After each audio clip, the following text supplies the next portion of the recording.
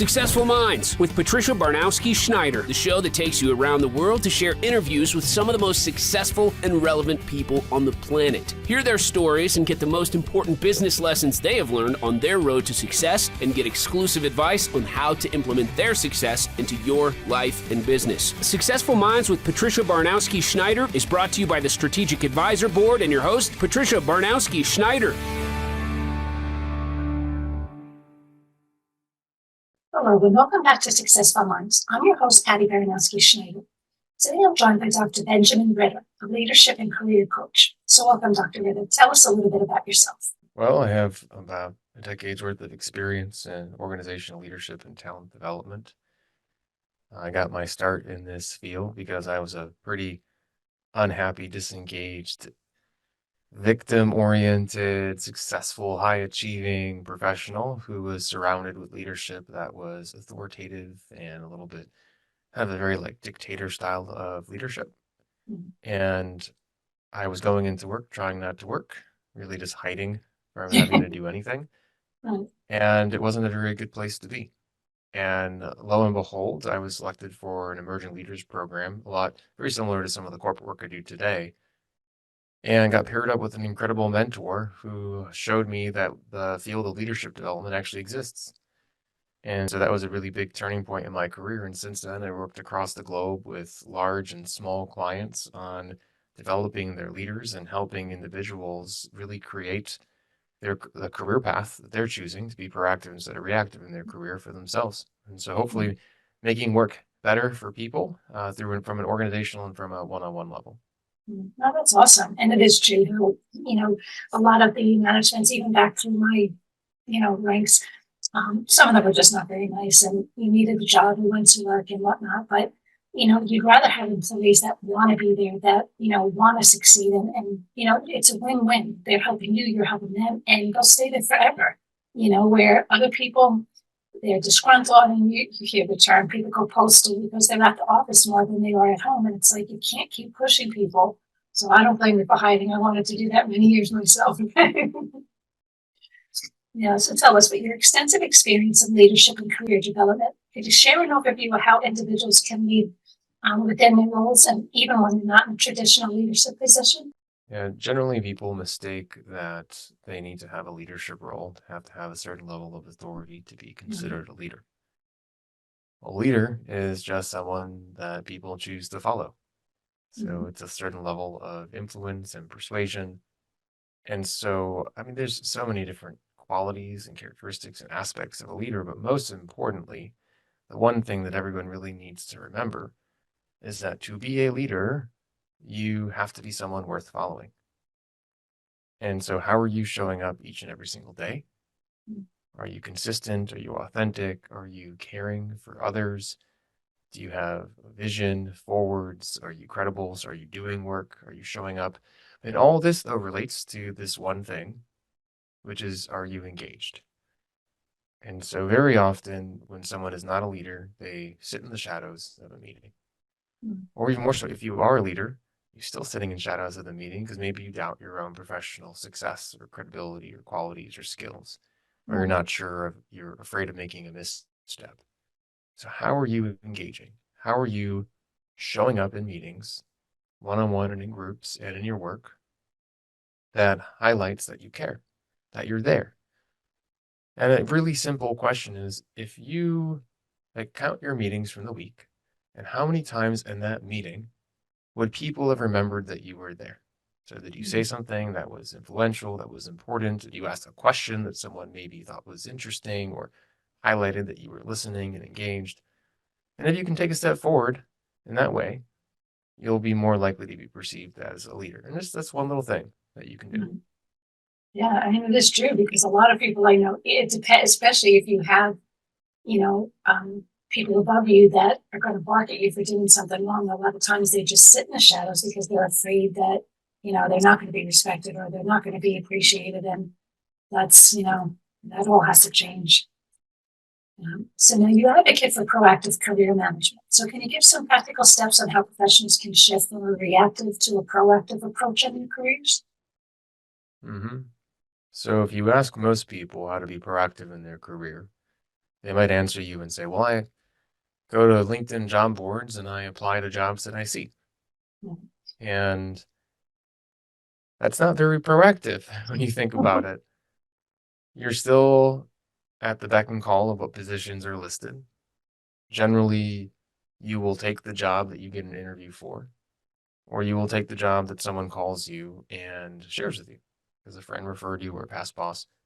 And that's if you're even open to work. Generally, sometimes people just sit in their current job and wait for a promotion to come, or get angry when one doesn't come, Mhm. or do just enough to get by, or work really hard but make sure that no one really knows about it because you're not Mhm. sharing. So generally, when you're reactive in your career, you're missing out on a variety of opportunities to dictate your career path. So the first thing that you really need to do is get clear on what you want to achieve. This is usually a big question mark for most people that I start working with. It's the first thing that we focus on. You can look it up as keywords for career clarity. I like to call it your career sweet spot. It's where you should be now. Now that can change for tomorrow, it can change for the future, but where do you want to be now? And generally, it should be oriented in a direction that you care about, something that aligns with your values. Mhm. So if you can get clear on where you want to go, that's the first step. So what are you trying to achieve with your job? Your job might not be your career overall because it's a step in the process, but you Mhm. should be able to plot out a path forward to say, this is what I want to learn next. These are the people that I want to work with. This is the type of impact that I want to have on the world.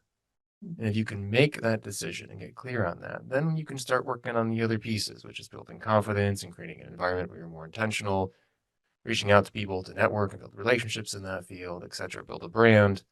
So it gets a little bit more, it's like a lot more steps in the process. But Mhm. the first thing I tell everyone to do is you have to put in the time and effort to at least learn what's out there and Mhm. learn what you're drawn to. Yeah, no, I mean, it is true for some people, they just have a fixation. I need to make more money. I need to be closer to home, or whatever the case may be. But well, what does that entail? It's a lot more, layers involved in that. And people, they need somebody to help them dissect it all. So that's good. Yeah. Now, leadership's often seen as pretty much guiding others, but you have a unique perspective that it's not about leading others, but leading oneself. So can you elaborate on the concept? I mentioned you have to be someone people want to follow. Mhm. You can't be someone that people want to follow if you haven't taken the time to figure out who you are and why you're following yourself. Right. So again, what are you going back to that clarity piece? What are you working towards? Why are you working towards it? Why does it matter to you? I had a client do an initial worksheet and they wrote down, all right, I want to have an impact. I go, well, that's pretty broad. What do you mean you want to have an impact? Let's get specific. Because when you get specific, you can start actually plotting little actions so that that thing can become a reality. Mhm. Most professionals also, especially high achieving professionals, get to where they are today because they're highly critical of themselves and they're highly critical of the work that they do. Mhm. And so if you don't believe in yourself, you're very probably going to hold back on reaching out to someone that you could have an incredible career changing conversation with. Or you might hold back from stepping into the spotlight in your organization and sharing the fact that you've done this incredible work that you're Mhm. working so hard to accomplish and to create. And also generally they allow themselves to be a product of their environment instead of making their environment a product of their goals and values. Mhm. And so to lead yourself, you have to take accountability for your current situation and you have to feel empowered to change it. Mhm. Once you do that, not only will you be just a better person around others because you'll be happier, be more fulfilled, be more energized, but you'll also be a role model for Mhm. others.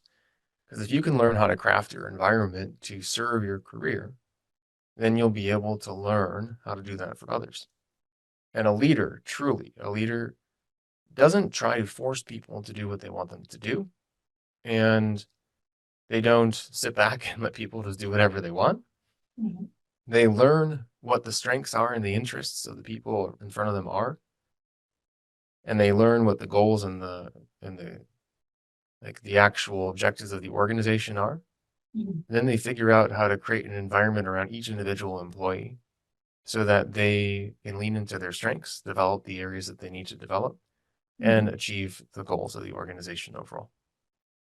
Yeah, I mean, it's definitely a win-win. It's helped me to help you. I mean, if your employees are doing, the best job that they possibly could, it's a good reflection on you. And That's where the good teams come from.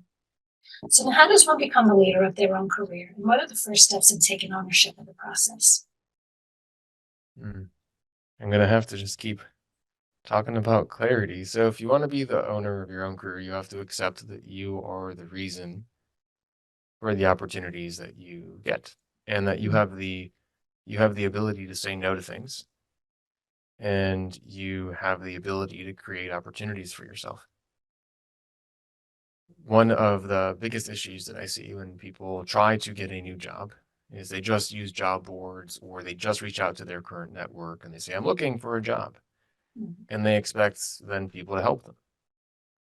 You have to take responsibility for helping others help you. So that means, are you writing a paragraph about yourself, a specific paragraph about yourself and your interests for your next job, and sharing that with a resume that you got professionally updated by someone that knows what works for the job market, and sharing that with recruiters or friends, and then also going to make new connections with people that have jobs that you're interested in, to build your network of people in the field, so that you now have an environment around you of people that are successful in an area that you're trying to become more successful in.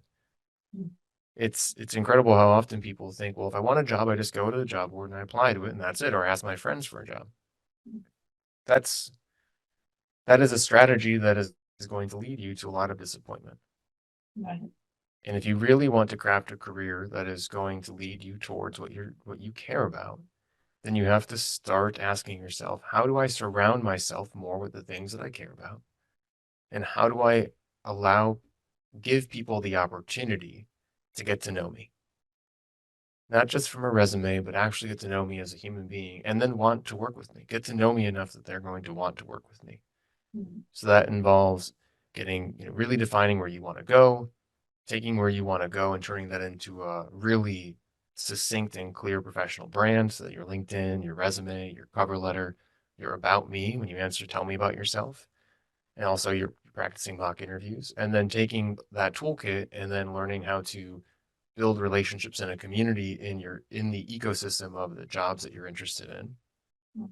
And then with those relationships, eventually that will build momentum. People will want to help you. Jobs will be interested in your brand, and eventually then that will lead to a position. Nice. So you think, even networking events and things like that are useful just to go and kind of try to build your little tribe of people that you can kind of network with I in your mean, space? yes and no. So networking events might be a pretty high level of investment for a very low payoff. Really, what you want to do in your career, if you're looking for the next step, is to build relationships with people in the next step, or in the next step afterwards. Just randomly meeting people is not going to be very effective. No. You're not looking to ask them for a job, but you're looking to go, who would be my boss and who would be my Mhm. boss's boss? And now how do I go reach out to them? Just like you would if you were a student in university and say, wow, I'm trying to build my network of people in XYZ field. You came up as a leader as I was searching. So this can be LinkedIn, it can be an email, it could be an introduction from somebody. I'd really like to learn how you were able to get to where you are today.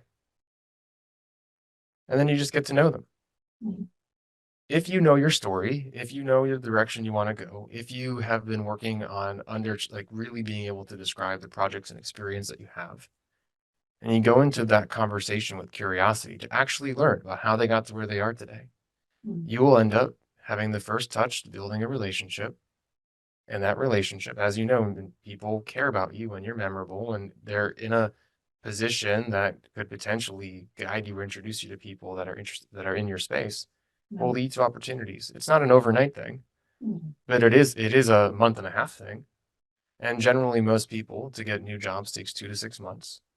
If you're looking to completely transition a career, that can sometimes take 2 to 3 years, depending on where you want to go. Mhm. But you have to start small, and you do one small step and one small project and build one positive relationship. And a 2 to 3 year window, or 2 to 6 months in the whole span of your career, is a drop in the hat. Mhm. Put in the effort. I like it. So now you spoke about value congruence and job satisfaction in your work. So how do you help professionals align in their personal values with their career goals? So there is a relationship between your personal values, your job values, and your levels of job satisfaction. You can't get away from it. It's there. Mhm. And you will feel more frustrated and anxious and stressed the more misaligned your values are from how you're showing up each and every single day at work. Mhm. So we need to figure out what you care about, what drains you, and what energizes you. And then there's this lovely field called job crafting. And job crafting highlights based on research that your job levels of job satisfaction come from certain factors of work, your actual work, your social relationships, and the meaning that you see or feel or perceive behind your work. Mhm. You can take your values and things that drain you, things that energize you, and you can take that information, you can adjust your actual work. So the work that you do, the relationships that you invest time in, and the meaning that you perceive or achieve from your work itself. And each one of those has different strategies. Like, for example, for your actual work, what can you start, what can you stop, and what can you delegate? And you answer those questions with your values in mind. Good advice. Yeah, things people need to think about. It's not to just jump in and go. Mm. So now your coaching philosophy includes the idea of living for yourself isn't selfish. So can you discuss how this mindset can positively impact one's career and leadership style? Mm. If you are living for yourself, just feeding off that last question, you are operating in a way that aligns with your values. You're showing up knowing how you want to show up for yourself, which eventually is how you show up for others. Mm. It is kind of an example of that is when you're doing something, are you griping about it internally? Ah, I have to do this because of XYZ. Or are you saying, I enjoy doing this, or I'm okay doing this because it aligns with my values, my skills, my strengths, my interests? When you do anything that isn't for yourself, you will show up less than you're capable of. Mhm. You will be you'll be negative, you will be frustrated, you will potentially blame others, you will become disengaged. And this is why it's so important when you are a leader of others is to get their buy-in, your employees' buy-in on anything that you do, or at least help them understand the reason behind certain things. Because if not, disengagement isn't something that happens once, it builds. Mm. And so if you're showing up not for yourself in certain situations, you're adding to the disengagement bucket, the resentment Mhm. bucket, the anger bucket, the frustration bucket. So eventually you're either Mhm. going to burn out or leave where you're currently at. Mhm. No, I like that. Years ago it was, employees just had to do what you were told, and that was it. And I see through the years that people were trying to get input from people, whether it be an anonymous box where you can put in your gripes, or just having weekly meetings or bi-weekly and asking people what's your thoughts, what did anything make you happy, make you sad, and it is true because sometimes you could be mad that they did something, but that didn't come from them. That came from someone above them, and let me explain why. And then maybe if you understood, you'd be like, okay, that makes sense. Or maybe they're saying, well, I would have did it this way, but now you take their opinion, you value that, and it makes them feel valued. And maybe what they said makes sense to you. It is good that it's you open up the lines of communication. It's good for everybody. Okay, in your career, you've worked with a diverse range of organizations and individuals. So can you share a success story where your coaching significantly impacted an individual or a team? Yeah, so I worked with, I think, almost 500 people now from a one-on-one perspective, and Nice. say tens of thousands of people through workshops and events. Mhm. And, just thinking about a client that recently graduated, they start a client program, they don't know exactly what they want to do for their career, they feel a little bit lost. Now they're kind of in the like senior director position, they want to move into a VP role. And not only do they feel a little bit lost, they don't really believe in their skills because they've been trying to get a new position. And in their last position, they had a pretty toxic boss. And so they have some career trauma related to kind of just overall what work means. Mhm. And they don't really have a defined brand and they don't really have strategies to go kind of tackle the job market. So they're pretty defeated when it comes to feeling like they can get a new job. Mhm. And through working together, we define really what they care about, what they've enjoyed from their career path, the values that they see, and the impact that they want to create. We take that information and we turn that into their professional brand. So we added their resume, their LinkedIn, their cover letter, We go through different projects that they've worked on and then have some mock interviews. And then we go out there and start applying to positions as well as building relationships. Mm. I mean, just thinking about this specific client, I went online, did some keyword searches for who their manager would be and who works at companies they're interested in, made some introductions, made some new connections as well as they did. Ended up talking to a variety of people, but one specific person at a company that they were interested in working for that led to an introduction. That introduction led to a few different interviews, and those interviews led to a new position. Now there were other people that they met and other conversations that they had and other interviews that they had that did not work out. But eventually we were able to target a specific company, specific areas that they were interested in, leverage their brand to get them a new role. And my goal is that this now, like, the skills that we learned on how to become proactive in your career are long lasting. So I try to stay in touch with most of my clients just to make sure that they can still remember that they're accountable and they're empowered to really take steps forward in their career that matter to them. Mm. Very nice, very well said too. And I like the mock interviews because the industry's changed so much, and how you interview one time, might not be what people are asking today. I mean, I remember doing some things where I actually had to Google some of these terms, and I don't even know what that means. Like, I've never been asked that before, so it's good to do mock interviews, and it helps you relax too, to know, okay, these are the things that they might try to ask me. I want to make sure I have, I'm prepared for the answers, so that's good. Now, the concept of job satisfaction, it can be elusive. So what are some common misconceptions about finding satisfaction in someone's career, and how do you address them? This comes up so often. People hire me because they're not happy at work. And one of the greatest misconceptions, and I just almost want to just choose one because I think it's so important, is they think that their job is supposed to make them happy. They think their organization is supposed to make them happy. Mhm.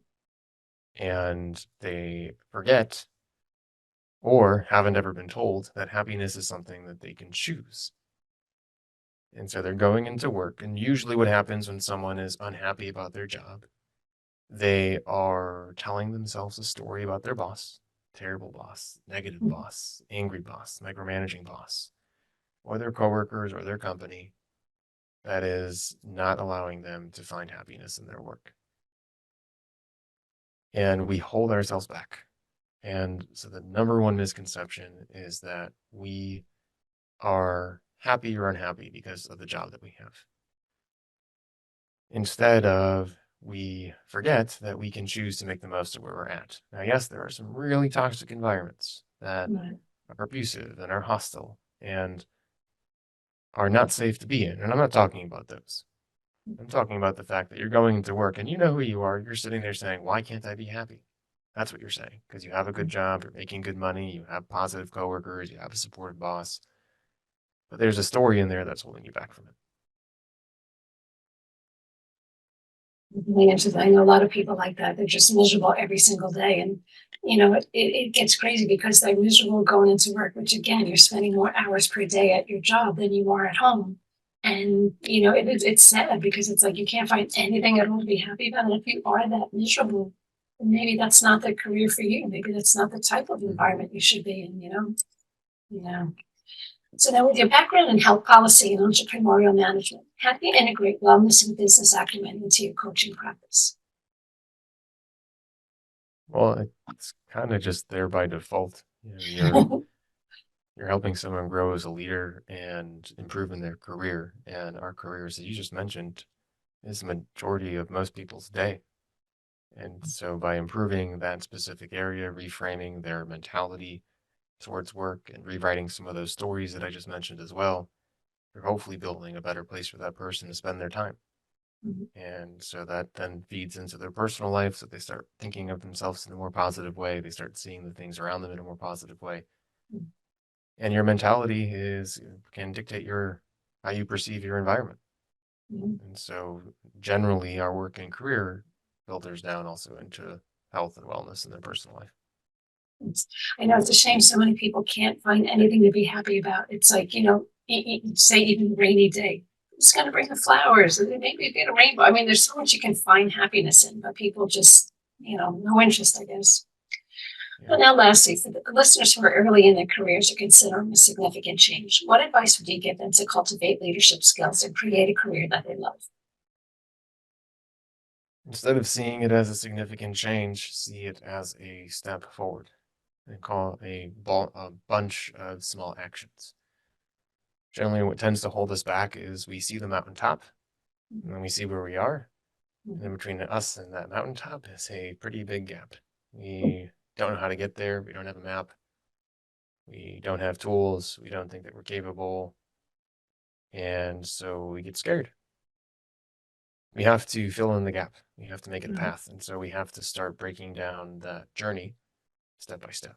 And when you can do that and not hold yourself accountable for reaching the mountaintop, instead just hold yourself accountable for taking a step forward, you're more likely to do it, more likely to feel confident in it, and more likely to be able to make that change.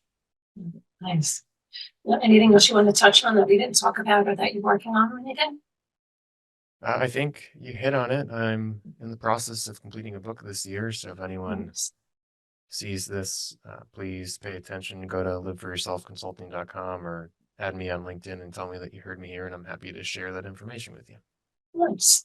And you work with people around the world, right? They don't have to be in your location.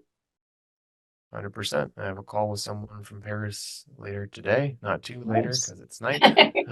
Nice. I have some clients in Australia. I think I was on a show there once, and so Nice. got connected and have clients across the United States as well. Awesome. So how can people get a hold of you?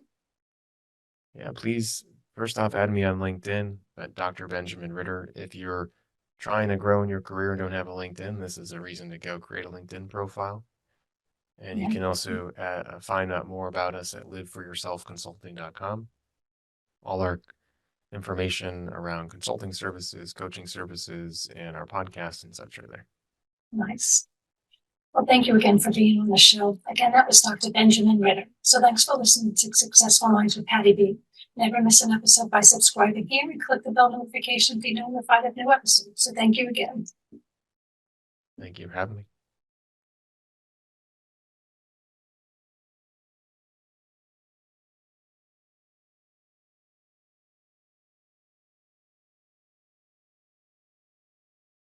Thank you for listening to Successful Minds with your host, Patricia Baronowski-Schneider. Please leave your feedback and visit strategicadvisorboard.com to get the latest and greatest business advisement on the planet. Follow us on social media for updates, and we'll see you on the next episode.